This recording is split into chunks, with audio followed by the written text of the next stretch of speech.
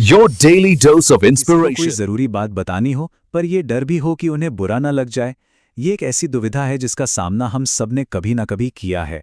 तो आज हम इसी कला को समझने वाले हैं कि सही फीडबैक कैसे दें बिना किसी को ठेस पहुंचाए। चलिए शुरू करते हैं। अक्सर ऐसा होता है ना, कोई ज़रूरी बात कहनी होती है लेकिन हम सिर्फ इसलिए चुप रह जाते हैं कि कहीं सामने वाले को बुरा ना लग जाए। ये एक बहुत ही आम चुनौती है जिससे ज़्यादातर लोग गुजरते हैं। तो सबसे पहले आइए इसी फीडबैक की दुविधा को समझते हैं।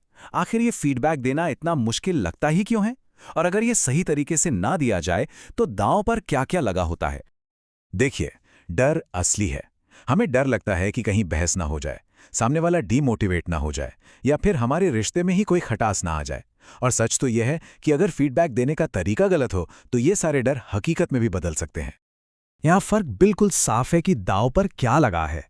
एक तरफ है खराब फीडबैक जिससे सिर्फ झगड़ा, निराशा और रिश्तों में दरारें आती हैं।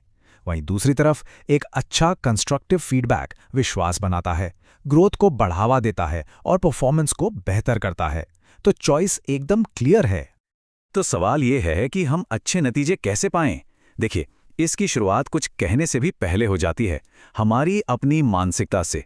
सही माइंडसेट ही पहली और सबसे जरूरी सीढ़ी है। सबसे पहले तो इस सोच को अपनाना होगा कि फीडबैक कोई आलोचना करने का मौका नहीं है, बल्कि ये तो किसी के विकास के लिए दिया गया एक तोहफा है। जैसे ही हम इसे एक गिफ्ट की तरह देखने लगते हैं, इसे देने का हमारा पूरा नजरिया ही बदल जाता है। तो सबसे जरूरी बात यह है कि हमारा मकसद हमेशा किसी को बेहतर बनाने में मदद करना होना चाहिए, न कि उसे नीचा दिखाना। जब इरादा नेक होता है ना, तो सही शब्द अपने आप मिल जाते हैं। अच्छा, तो अब जब हमारा माइंडसेट सही है, तो चलिए अब फीडबैक देने की कला के प्रैक्टिकल स्टेप्स को देखते हैं। यहाँ एक बहुत सीधी और असरदार प्रोसेस है जिससे अपनी बात को सही तरीके से रखा जा सकता है। ये 4 स्टेप का तरीका बहुत काम का है। पहला, अपनी बात एक अच्छे इरादे से शुरू करें। साफ बताएं कि मकसद मदद करना है।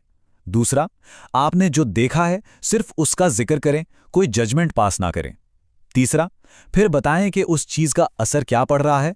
और चौथा और सबसे जरूरी, मिलकर आगे का रास्ता सुझाएं। याद रखें, ये एक बातचीत है, कोई हुक्म नहीं। आइए इसे एक एग्जाम्पल से समझते हैं।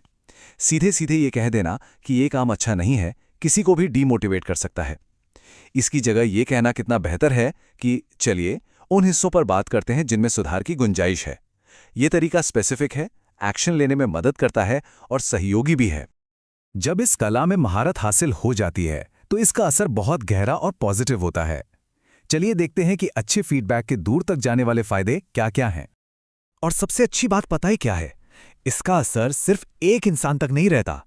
इससे प्रोफेशनल ट्रस्ट मजबूत होता है, टीम की ग्रोथ तेज होती है, काम करने का माहौल ज्यादा खुला और ईमानदार बनता है और परफॉर्मेंस अपने आप ऊपर जाती है। मतलब कम्युनिकेशन के सारे दरवाजे खुल जाते हैं। सीधी सी बात है, अच्छा फीडबैक लगातार सुधार का एक साइकिल शुरू कर देता है। ये एक ऐसी स्किल है जिससे सिर्फ सामने वाले को भी फायदा नहीं होता, बल्कि ये पूरे ग्रुप या टीम के लिए एक पॉजिटिव और ग्रोथ वाला माहौल तैयार करती है। तो आखिर में ये सवाल खुद से पूछना बनता है, आज जो कुछ भी सीखा उसे कल अपनी प्रोफेशनल या पर्सनल लाइफ में कहाँ इस्तेमाल किया जा सकता है? याद रखिए, एक छोटा सा बदलाव भी बहुत बड़ा फर्क ला सकता है।